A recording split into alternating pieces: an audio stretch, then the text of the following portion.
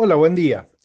Para algunas personas, la palabra iglesia cristiana es un edificio que tiene en la parte de arriba del techo una cruz. Para otras personas, en cambio, la iglesia es una familia, un tipo de familia. Es una familia que uno elige. Dice que una vez durante la ocupación rusa en Polonia le preguntaron a un viejo polaco cómo consideraba él a los rusos, si como amigos o como hermanos. Y dice, no, no, como hermanos, porque a los amigos uno los puede elegir. Y la iglesia es eso, mi querido, un lugar que vos podés elegir, tenés hermanos ahí que vos podés elegir. Como en la colmena, mira qué casualidad, la idea que tengo hoy en la cabeza es, estamos ya encima del fin de semana y es tradicional que el domingo es el día del Señor, etcétera, y quiero pensar hoy especialmente y que pensemos juntos en esas personas que no pertenecen a ninguna iglesia. Y me voy a estar tratando de cuidar de no hacer propaganda de mi propia iglesia, sino de la idea que tenía Jesús y los apóstoles en su cabecita loca. Esa idea de que hubiera iglesia en el resto de la historia hasta la segunda venida de Cristo y por lo tanto el fin de la historia, ¿no es cierto? Entonces, durante este largo durante en el que estamos viviendo ahora, eh, hay una institución, algo que se llama iglesia, que es como una familia, como te decíamos, que no es un templo, no es un lugar donde uno va. Dice, yo voy a la iglesia de la calle tal, o peor, yo voy a la iglesia del pastor Gaidú. Uy, no, no.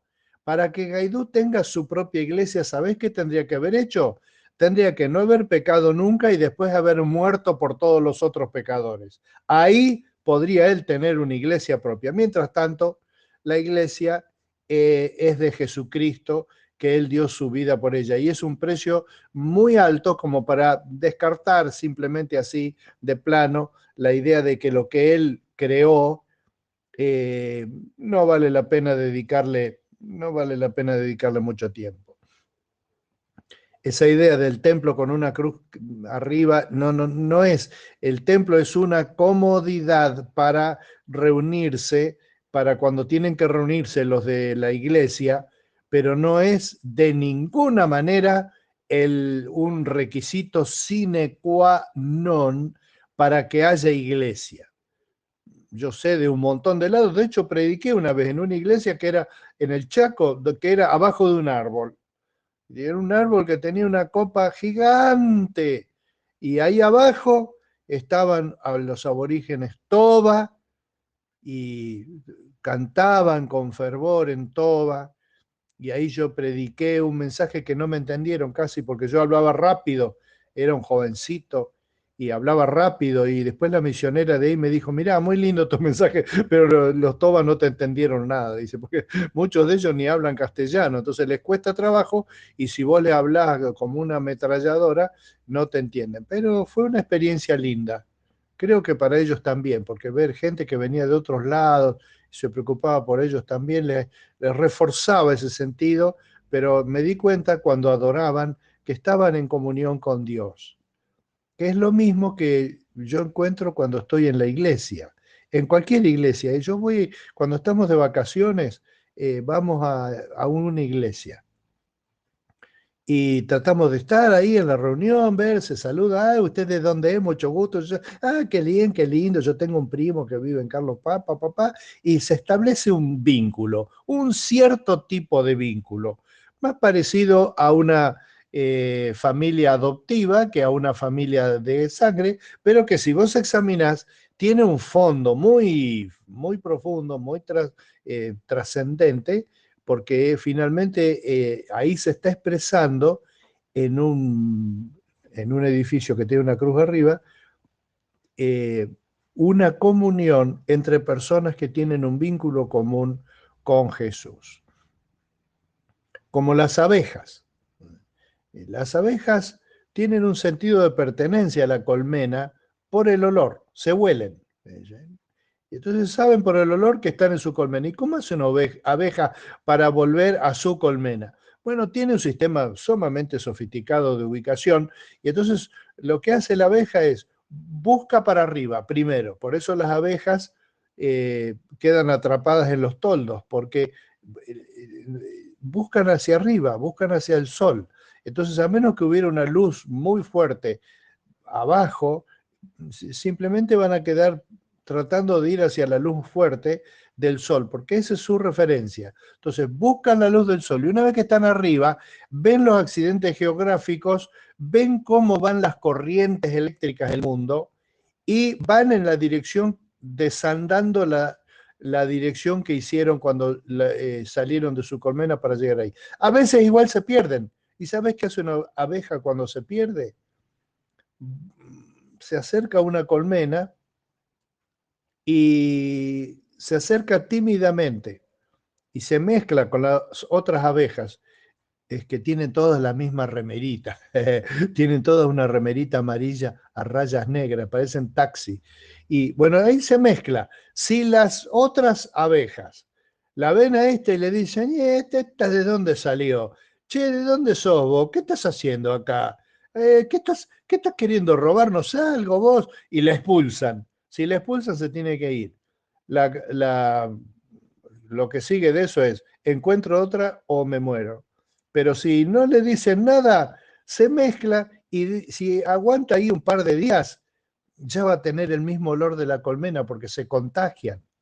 Y entonces termina teniendo el mismo olor y nadie le va a decir nada. No le piden documento para entrar. Simplemente se suma a ese proyecto que se llama Colmena. Es lo que te estoy sugiriendo hoy.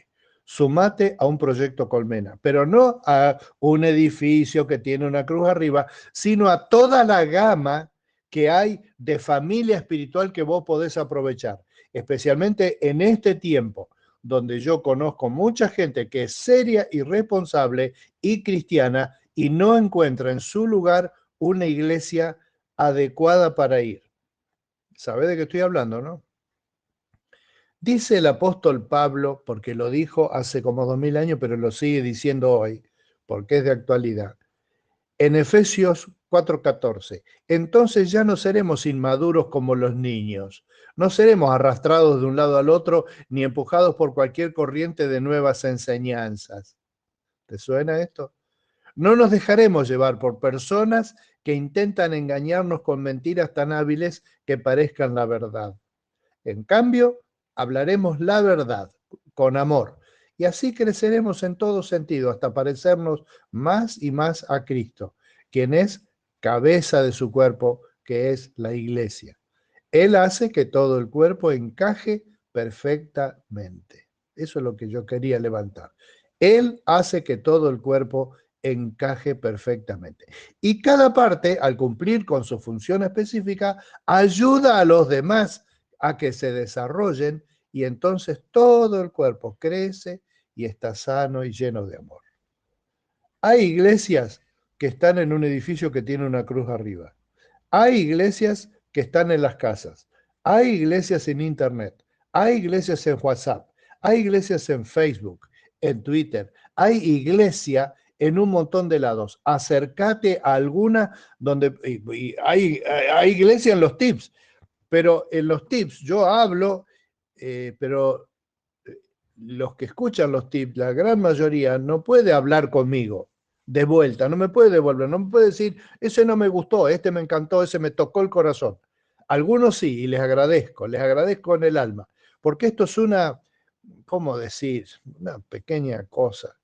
Pero iglesia es donde vos puedas juntarte con alguien y decir, che, hermano, orá por mí porque estoy pasando un momento difícil. Y a su vez, vos podés orar por esa otra persona y decirle, voy a estar orando por vos porque somos hermanos. En Rusia, durante la peor época de la Guerra Fría, había el comunismo. Era un comunismo muy autoritario. Ya nos hemos olvidado de eso.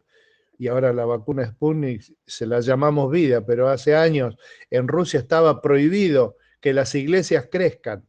Estaba prohibido. estaba prohibido vender Biblias, se las escribían a mano, estaba prohibido que las iglesias crezcan.